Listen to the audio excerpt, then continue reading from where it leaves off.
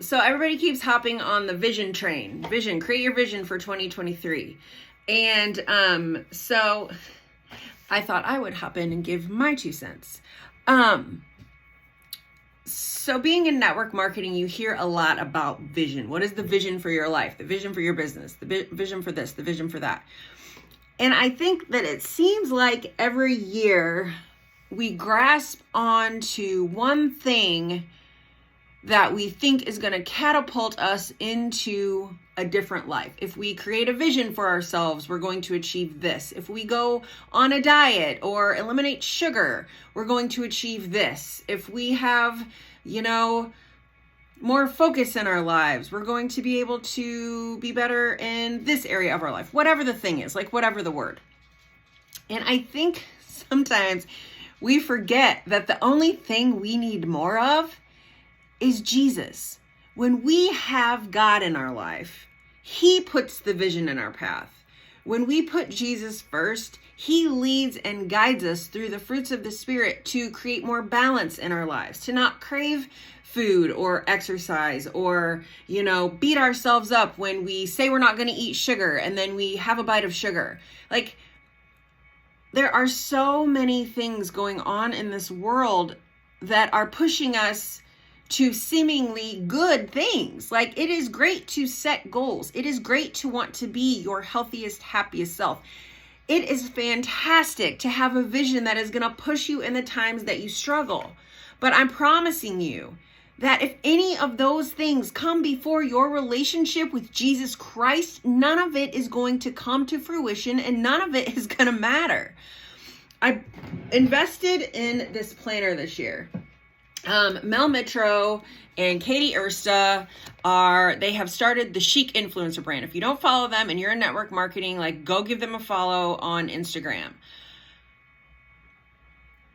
Katie said something in this planner. She gives this whole 2-page explanation of it in this planner. And she said, early on in my business, she's a teacher. She was teaching full time. She's a mom. She's a wife. She just wanted to buy her groceries. She was just at the point where she would go to the grocery store and she wouldn't have enough in her account to pay for the groceries.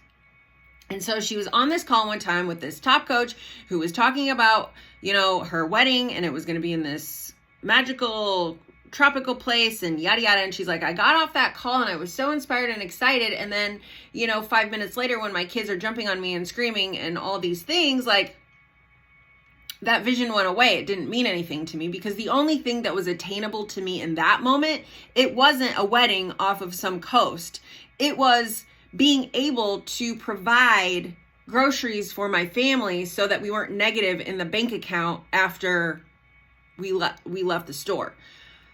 And that spoke so clearly to me because I've had this 6 and 7 figure vision for my life, for my business, for the last 3 or 4 years that I've been working towards. And, one of my affirmations in the morning is I'm a 7-figure year earner. I am a this, I am a that, I'm a blah, blah, blah, blah. And that's great. That's fine. But your big vision for your life has to go over here. And quite honestly, it shouldn't even necessarily or have to be income based. A couple weeks ago, April McDonald spoke on our National Wake Up Call. It's every Monday at 11. As a coach, you have a call, and we hear from a coach in the industry. And she quoted Zig Ziglar, which is no coincidence because I read the exact same quote this morning. I'm reading Leadership again for the second time by John C. Maxwell. And he quoted Zig Ziglar, and Zig said that you can have everything in life that you want by helping other people get what they want. Okay. Our life, our business, our purpose, whatever we're doing in this world is meant to serve and love other people. And so I want you to think about how you can make a vision for your life, but use God and prayer and those fruits of the Spirit that He's put in your heart to set the vision. Okay. So if you find yourself setting a vision that is so unattainable that it just causes analysis paralysis, maybe you need to dial it back a little bit. Okay. Maybe you need to look at, what are the things in my life that I'm actually accomplishing now? What are the things that I am just I'm nailing it every day? Maybe it's your job. Maybe it's, earning more income. Maybe you're just rocking your workouts. Maybe you're rocking your meal plans. Maybe you are, building a network marketing business. Like for me, I earn anywhere, it's so inconsistent right now. I earn anywhere from like $100 a week to, I think my check this week is almost $400 a week. So, it can just be so fluid depending on what's going on in people's lives. How is your team doing? How are your customers ordering? Like, how many new clients are you adding? Like, it can be such a fluid thing. Like, how can you build more consistency in your business? And so after listening to Katie and Mel talk last week, after really deep diving into my planner, after really spending some time in prayer, like, what is the vision that I have for my business right now today? January 3rd, 2023. What is the vision I have for my business today? My vision for my business today is a lot different than it was 6 weeks ago because I still had that 7-figure income I don't even want to do it for the income. It's just, I know that my income is based off the impact I have on someone's life. And so in that regard, yeah, I want to make $1 million a year because that means that the things I'm doing every day are making a difference in someone else's life. They're choosing to focus on Jesus first. They're choosing to, allow him to do the works in their life so that leads them to better choices, healthier habits and things of that nature. And then that trickles down to the other people that they're going to influence in their life, in their business, in their families, etc. Does that make sense? So dialing back my vision, I had to really say, okay, what are the things right now in my life that I need? I need my business to cover my supplements every month. I need my business to pay for my assistant. I have an assistant. Her name is Mary. She's amazing. And she does 2 hours worth of work for me every single week. So I know I have to pay her every Sunday. So I need my business to cover the cost of my supplements, of my business costs. I need to buy a hard drive. I know the things in my business that I need in order to cover my expenses. So what's a reasonable goal for me if I'm making anywhere from $100 to $400 a week right now? Consistently, by the end of first quarter, my first goal is to earn $350 a week. That is not close to 7 figures, is it? No, but what are the things that means for me? That means I'm helping more women lean closer into Jesus. That means I'm helping my coaching team reach their own personal goals. That means that I am adding new customers, new clients, recruiting new coaches from my customer base. That means that I'm helping them get the things that they want in their life, in their business, the things that are going to affect change for them.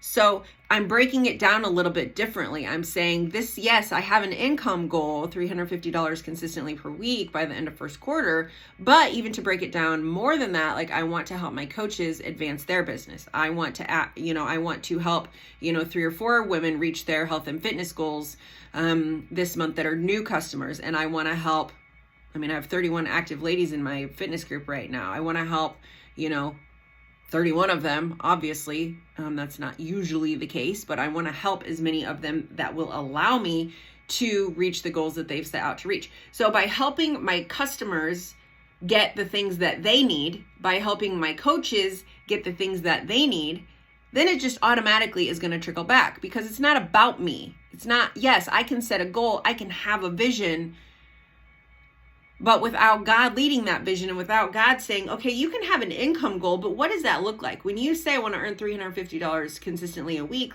what does that translate to? That translates to lives changed. What kind of lives changed? And you can break it down that way. Your goals should always be SMART goals.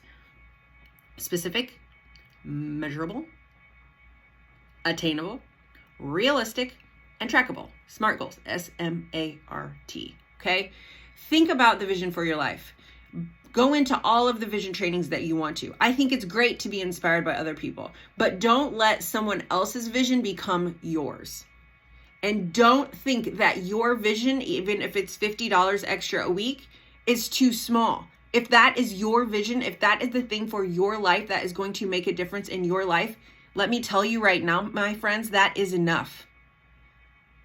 Don't set a vision for, you can have a goal for the end of 2023. Absolutely. I set monthly goals. I set weekly goals. I set daily goals. But I also know that I have to say, thy will be done, Lord. If this is not your vision and path for my life, direct me. Give me the wisdom and knowledge and understanding to know the path you do have for me. And let me live that truth, because that's the only way I want to live, is knowing that the vision I have created for my life means that I am leading other people closer to him, to rely on him when they have a struggle instead of a cookie, to rely on him to give them strength to persevere through their business daily tracker when they don't always want to, or they're getting all of the no's, or everybody's ghosting them or quitting or whatever. Like,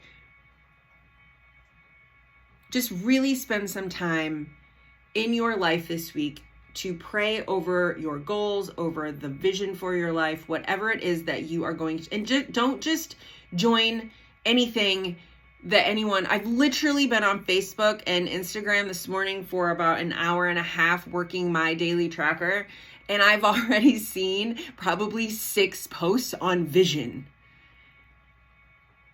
Have a vision, but have a God-breathed vision. Because when you have that in your life, it doesn't matter how many times you mess up, how many times you fall or fail or think you've done something wrong, or maybe you know the area God is calling you to go, but you kind of veer off here a little bit. He's going to remind you, he's going to, get you back on track, and you're going to continue on. So I'm not saying don't create a vision. I'm saying create a vision. I'm just saying create it with Jesus. Pray over it with Jesus.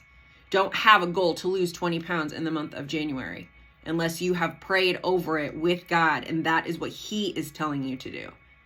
Our group, we're not even focusing on weight loss right now.